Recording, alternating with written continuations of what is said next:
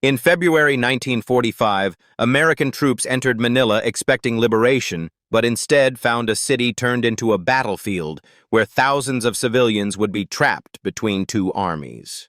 In early February 1945, American forces were racing toward Manila, the capital of the Philippines. After nearly 3 years of Japanese occupation, the liberation of the city was finally approaching. American forces had landed at Lingayen Gulf on January 9th and pushed rapidly south across Luzon. By 3 February, elements of the 1st Cavalry Division reached the northern outskirts of Manila. One American unit even managed to race approximately 50 miles toward the city, catching Japanese defenders off guard. At the University of Santo Tomas, thousands of Allied civilian prisoners were still being held. American troops broke through the gates and liberated the internees. But the battle for Manila had only begun. Japanese General Tomoyuki Yamashita had not intended to make Manila the center of his defense. But Rear Admiral Sanji Iwabuchi, commanding Japanese naval and marine forces in the city, refused to abandon it.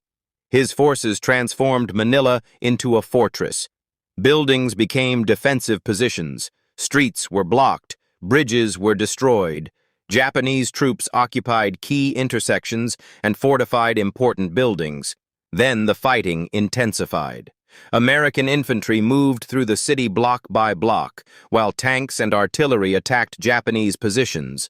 The Pasig River divided much of the city, forcing American troops to fight for crossings, while Japanese defenders fired from fortified buildings. The Americans faced intense resistance.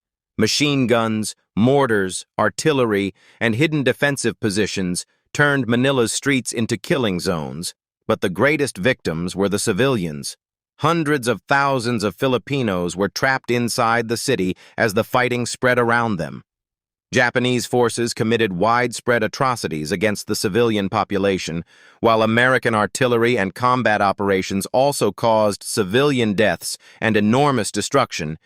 At places such as Intramuros, the ancient walled city, Japanese defenders made their final stand.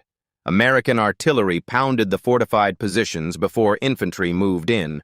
By the end of February, organized Japanese resistance was collapsing. This was episode 67 of my Pacific Theater series comment.